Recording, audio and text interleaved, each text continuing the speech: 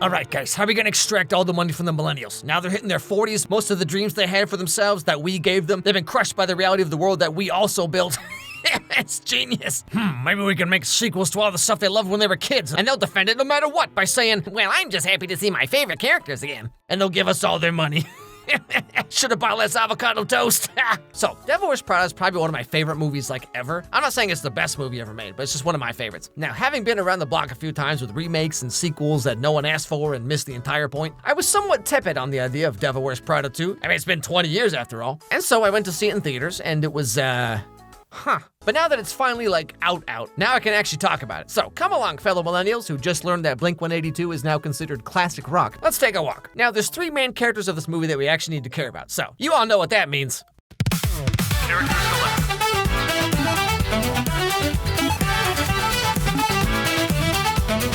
Style select.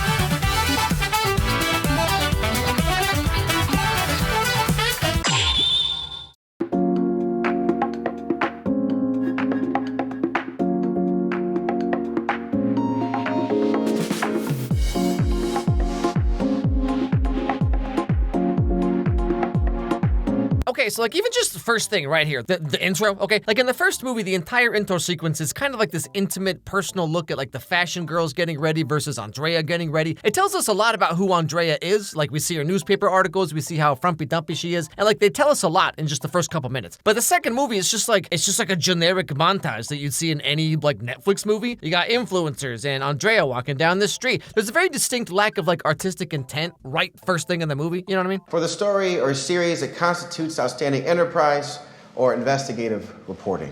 Our first nominee, Andy Sachs. From the Gotham Sentinel is George Ali for the subway train costs. The medical care is terminal.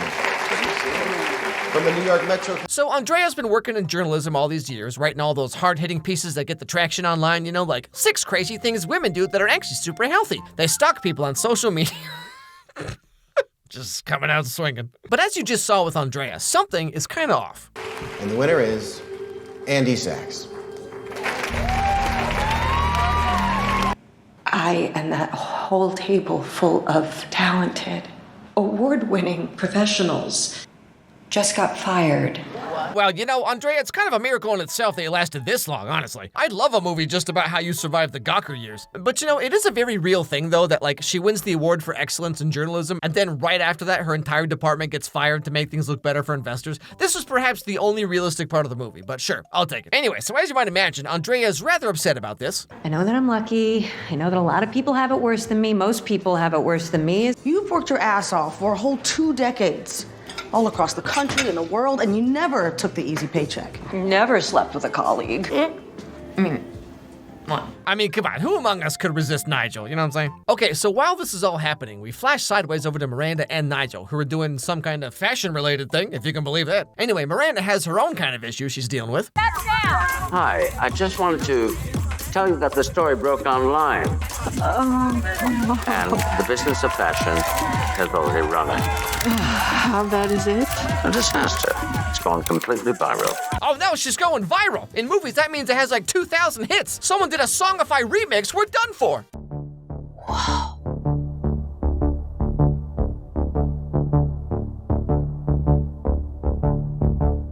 Yo. Yeah, freaking got him. Sick burn, bro. So the scandal is basically that they published a puff piece about a clothing manufacturer called Speed Fash. And then turns out they use sweatshop labor and have terrible working conditions. Wow, who could have guessed this would come out about a company called Speed Fash? Also, as if anyone on the internet would actually care. I'll fix it. This is abysmal timing. I'm pondering this huge move for you, and this happens. Dad, this is bad. Even the Journal is thrashing Runway, and all of Elias Clark is getting blamed. Our monkeys, our circus. Okay, so this is Irv, who owns the entire publishing house that includes Runway magazine, and this is his son, who just so happened to see that Andrea got fired, and she made this fiery, passionate speech about journalism still matters and all that. So he tells his dad that she might be someone who could help squash the scandal, and so it all kind of works out, You know what you could do? If you took the job, you could write a book. The definitive Miranda Priestley expose. No, I couldn't do that. An insider's book about Miranda could be huge. Miranda's insults, put downs, and slams. Andrea doesn't really want to write this book because for some reason she still has all this respect and adoration for Miranda, I guess. But she takes the job anyway because now she doesn't have one and this one also pays like twice as much. So what are you gonna do? Don't worry, I fixed it. Be ready at 9, Irv. We don't have time for this. What does he mean, I fixed it? I have no idea. Your 9 a.m. is here.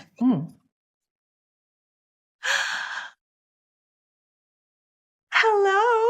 Okay, see, like, this is kind of what I mean. So much of the pizzazz of the original is just kind of gone. Like I talked about with the opening, and then even like having Andrea return to Runway, it's handled so quick. There's no build-up, there's no hyping of any kind. She just kind of shows up there. Like, remember back how Miranda first was introduced when she was walking into Runway, and it set the tone, it builds up to this, like, emotion, you know? Like, the second movie does almost none of that, ever. I don't know, it just feels like a lot of modern movies I see where, like, they're cut so quickly, and they don't really spend time to generate, like, an emotional payoff. Going back to Runway should be presented as, like, a huge deal for her and for us, you know, because they're trying to pull on our nostalgia, but then the movie's just like, anyway, so she's back at Runway or whatever. Miranda? Nigel? Look what TJ Maxx dragged in. Okay, dude, all right. And Irv sent you here to... Run the features department. He thought someone with my expertise would be a good idea, but I thought that for sure you had approved, and we're excited, and that's why I came in here all like, oh. Okay, well, let's never do that again. Okay, so like I said, Andrea's here to help spin the magazine back into something more respectable amid the scandal that suddenly everyone cares about so much. So Andrea has to write an article where Runway takes responsibility and promises to do better, you know, and then Miranda's like playing her ukulele or whatever. And also they need to suck back up to advertisers because they're the ones who actually like pay for the whole thing. You know, I recently got a bunch of old Playboys and it's so funny how like they had a reputation for being so sleazy because like the actual magazine itself has like 3 boobs and then it's like 80% ads for cassette tapes. It's like, ugh, my husband's always reading that nasty smut. Yo, the Sony UCX90, awesome! Anyway, so Andrea, Miranda, and Nigel head on over to Dior to start their groveling campaign. Dior constitutes 16% of our designer's spend. And our leading sponsors of all our special events, which ain't cheap. Okay, so we'll fix this, we've got this. Who do we have to talk to?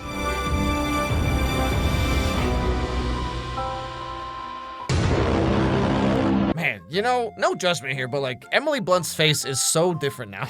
It's like, not even remotely the same person. Anne Hathaway, Meryl Streep, they look great. And Stanley Tucci? Like, drop that skincare routine, my dude. Hey, you know, as Albert Einstein famously said, the tooch don't crack. Anyway, we are all well aware that running that story was a mistake and are taking immediate steps. I cannot actually get over this. Senior editor at Runway. You. We're all so thrilled. You know what's funny is you've changed. You have. You're much more confident. Oh. Kept those eyebrows, though, didn't you? My dude, it's been 20 years. Can you imagine if she didn't change at all? You know, that being said, it's so crazy to me when you look back at the first movie, because like these two here, they were 22 at the time. I don't know if it's the fashion or the hair or what, but like this does not look like what I think of as 22. You know what I mean? Like Leonardo DiCaprio would not approve, all right? You did not earn this job. I did not hire you. You are a CEO's latest whim. And all I need to do is to bide my time until you fail. And you will. It's interesting to have this movie in 2026 because of just like how younger people feel toward consumerism and high fashion, but then also everyone loves the Met Gala, you know? So many people braggingly shop at Shein and Temu now. Like, it's just such a different world. People don't idolize this stuff like they used to, as Nigel explains to us in the cafeteria. We are digital, we are downloadable, we are streamable, we're in the ether. And the budgets? I used to get 4 weeks in Africa to do a glossy spread, and now I'm lucky if I get 2 days at Milk Studios to shoot content that people scroll past whilst they... Okay, so this is where we start getting some weird disjointed incongruency with this movie here, because like Runway is such a big deal that the scandal blows up and the magazine's in jeopardy. They're making memes about Miranda, but also at the same time, the magazine is so irrelevant and it has no budget and it's just an Instagram page that people scroll past while they take a dump. So like, which movie are we making here? Anyway, so the first half of the movie is basically just one big nostalgia trip down memory lane where Andrea's back at the magazine. We get all the cute little inside joke references, you know? I need to pee. Please, I had a venti. Oh. Was it worth it? No. Oh, when you go to her house, no matter what anyone tells you, don't go up the stairs. Ever. It would be stupid not to do that. No one. But then, again, Andrea's trying to like do a good job and impress Miranda, who doesn't seem to care either way. You know how she is. And this leads Nigel to having to make the same speech he did in the first movie. All right, I need constructive feedback. Oh, feedback. And a lollipop? Or just feedback? Did you need this job? Did you take the job? So figure out a way to do this job. You know, that weird kind of like almost fetishizing of suffering for your job that the first movie was all about. But anyway, so Andrea does eventually find a way to prove to Miranda how good of an employee she is. You have no way to get to Sasha, but you told Miranda that you do? Correct. That's standing a little close to the fire, no? I am the fire. Don't say that to people. I am the fire. I am the UTI of my generation. Anyway, so she manages to land an interview with the elusive Sasha Barnes, who is now like one of the richest women in the world because she got half of this dude's money in her divorce, or something like that. Is to eventually give everything I have away. Well, we're very grateful. You chose to sit down with us. Lately, I've noticed what you've been doing with your articles is more gravitas and an actual point of view. Yeah, it looks so great on my Instagram feed. And before I knew it, I'd been sitting there for 3 hours. Anyway, so this saves the entire magazine. Everyone's happy. Everything's going great. Andrea gets invited to a party in the Hamptons with Miranda for doing such a good job, you know, but she has nothing to wear. I don't own anything for the Hamptons. I don't Hampton. I've never Hamptoned. Calm down. I once put together a whole suite of summer looks for RBG, and she slayed. Yeah, I'm sure she did. She did all the crumbs. And so we get another makeover scene a la the first movie, except she's 40 now, but still acts like she's like 22. Okay.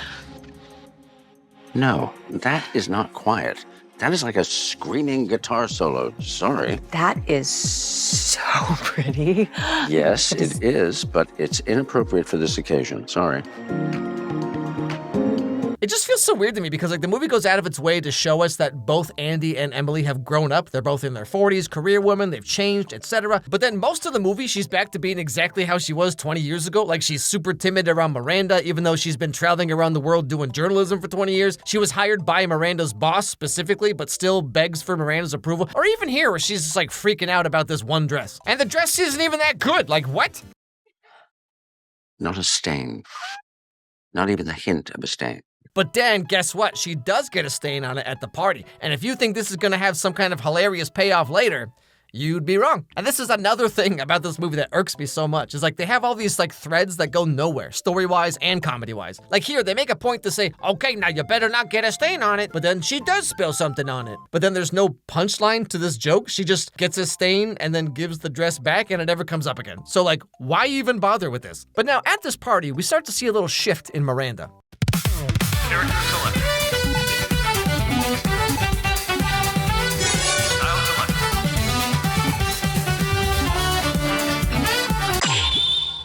That's where he's going to make the announcement about my new role.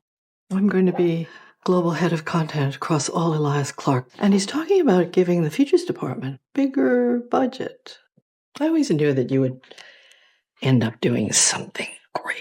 However, later on, it's Irv's birthday, and this is the event where he's supposed to give Miranda her big promotion. Well, okay, first there's a conversation with Nigel. I'm impressed the way you got past what happened between you and her.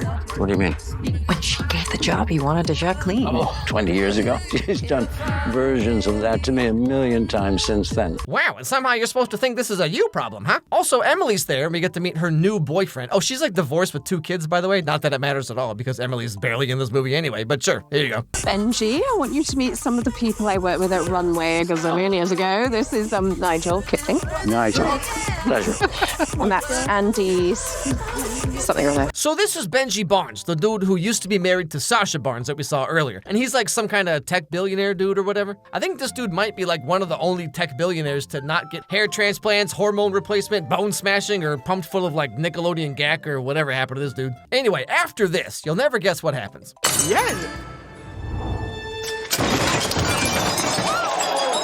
Oh man, he died from the being old disease. So now the entire company, like the whole publishing house itself, is being taken over by Irv's son, this guy, who doesn't know anything about publishing or fashion or art or nothing. We were the same age. We worked so closely. Yeah, right.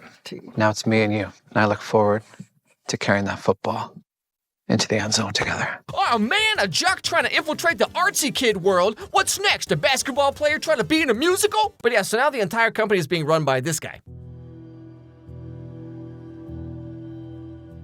Always loved your office. Can't get views like this anymore. And the size, I mean, wow. I remember you coming to the offices as a kid with your father. I'm sorry. I'm Sorry, can we just acknowledge this insane tassel jacket? What is this? Sorry it took me a while to stop by or call you back. We barely noticed. But now, I'm ready to get ducks in rows, kick some concepts around with you, check boxes. We can circle back on some KPIs and publish to production by EOD, if you know what I'm saying. This part is basically where like one movie has ended and then like a totally different movie has begun. Because like the first half of the movie is a retread down memory lane where it's like everything's different but also exactly the same. Somehow, even though Runway has no budget, but Miranda still has 2 assistants and they're still in the same building, but also they've been struggling for years, haha. Andrea comes in to save the magazine with her journalism powers and then she meets back up with like a rather maleficiated Miranda. When the models were encouraged to mill around like starving goats in the parking lot of a methadone clinic in New Jersey. What? Can't say. What am I not allowed to say? Methadone? New Jersey. But then the second half of the movie feels like a completely different thing. Like almost nothing from the first half leads into the second half. It's like 2 different movies smashed together. Andrea loses her job because of corporate shenanigans, but then the movie's like, hey guys, remember Devil Wears Prada? Cause we sure don't. And then the last half of the movie has nothing to do with anything that's happened thus far. Like, to me, this movie feels very disjointed. They'll be weighing in on our organizational alignment, operational strategy, financial architecture. Sandeep, you wanna fill Miss Priestley in on our concepts? Absolutely. Sandeep Kapoor, Harvard MBA, not important. We call you Miranda Beastly, because you're a beast in the game.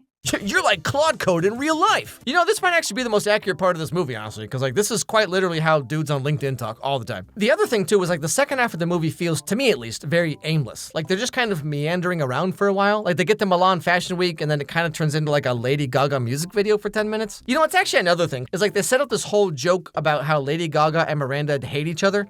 No, she's impossible. That cover almost... You can get dressed now.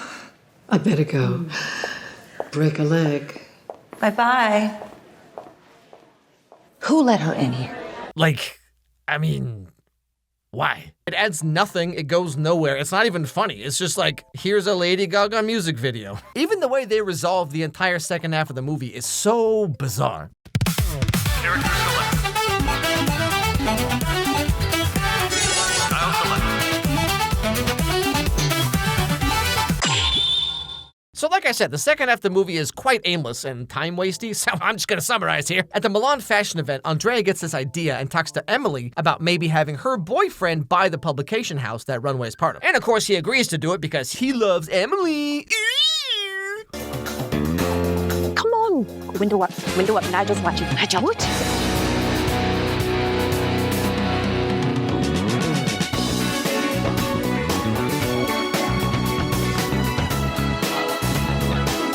So, okay, why is this movie suddenly turned into like Ocean's 11? like they're sneaking around on boats doing shady financial deals. Like what are we doing here? Anyway, so like I said, Benji agrees to buy the magazine, and they go tell Miranda, who's not at all happy about this. Wow, I'm sorry. I know we've had our differences, but I never realized that you were capable of this level of betrayal. Betrayal? No, Miranda. Emily, tell her. Yeah, tell her. Well, she's right.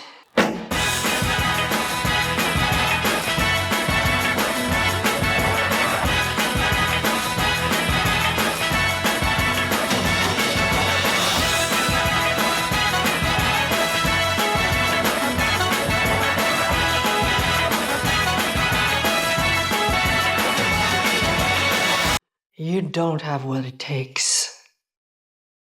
I'm sorry, but you're not a visionary. You're a bender.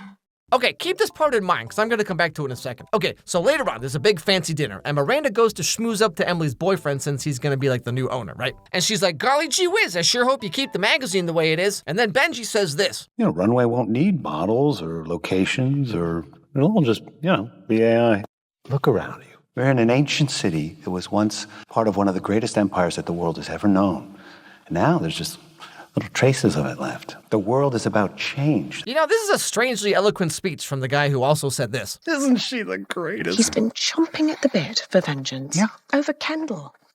Can't believe there's someone named Candle. And so now, Andrea and Miranda are both feeling downtrodden because Emily's gonna own everything now, and you know she's just gonna get her revenge on Miranda for what exactly? You pushed me out, didn't you? I did nothing of the kind. You made Dior hire me to get rid of me. Like, she's upset that Miranda forced her to take a job as Dior's head of marketing, and now she gets to design entire flagship stores and boss Miranda around because Runway needs advertisers, right? But then she's mad that she couldn't continue on as Miranda's assistant? Like, what? However, after talking things over with 90s heartthrob Kenneth Branagh, which, like, that's a whole other thing with this movie, okay? Is like, so both Miranda and Andrea have these new boy toys who literally do nothing the entire time. Like, why did you even bother? Anyway, after talking things over, it's finally time for Miranda to do something.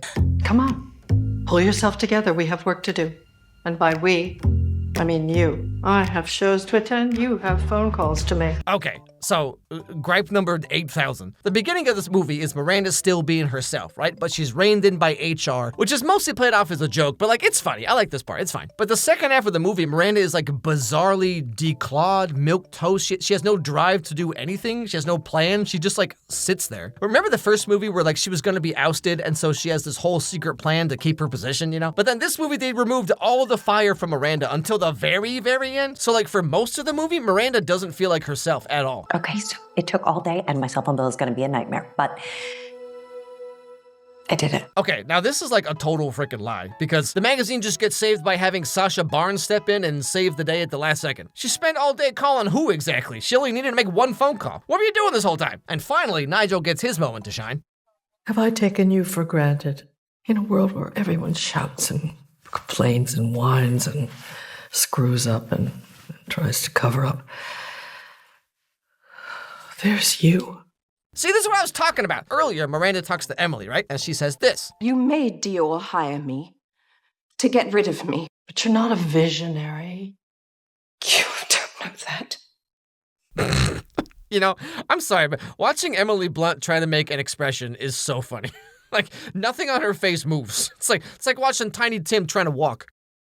You don't know the first thing about me. You never cared to. Oh, I think I do. But then also, apparently, she's been unable to truly see Nigel for 40 years or whatever, even though it's been heavily established that that's like her whole thing. Like I've said a million times already, this movie feels like it doesn't know what it wants to be. The characters are very schizophrenic in terms of their personalities. Miranda is tough and fierce. Just kidding, she's like a total pushover. Andrea has changed and matured. Just kidding, she's the same. Emily is very antagonistic. Just kidding, we're kind of friends now. Just kidding, she's an evil mastermind. Like, what is this movie, man? But even just putting all that aside for a second, the very beginning is about how billion-dollar corporations are destroying the human soul for profit. And then the company is being destroyed by a billionaire son who only cares about profit. So the solution is to beg a third billionaire to buy the magazine and hope for the best. Sure, Sasha is established as a selfless, very kind individual, but it's about the principle of the thing, okay? They don't solve the problem with wits or Andrea's writing skills or Miranda's cunning smarts or anything. They just call up their other billionaire friend and then she buys the whole company. Like, what? You think she'll be able to stay out of things? You heard her. Hands off, for now. You should still write that book. How did I know? Oh, Andy. People run to tell you this kind of news. Oh yeah, she was gonna write a book about Miranda. Good thing that's another pointless plot thread that goes nowhere. Oh, yeah. Okay, so like the first movie's all about how Andrea is navigating this world that she knows nothing about. And after dropping her preconceived notions about fashion, she finds a place where she can thrive. And then the second half of the movie is about how she realizes that the further she goes in this world, the less she likes who she's becoming. All of it serves as one cohesive journey. But this second movie here is just like, it's just a bunch of stuff that doesn't really connect. Like they introduce us to all these characters that are purely just plot devices at best and literally do nothing at worst. Andrea comes back to do a thing and then just completely stops doing that thing and she just becomes like another assistant to Miranda again. Okay, so basically, in conclusion, I do like the first half, okay? It's a nice, fun little nostalgia trip. But when you look at the entire movie as a whole, I don't know, man. The more times I watch it, the worse it gets. And how about you?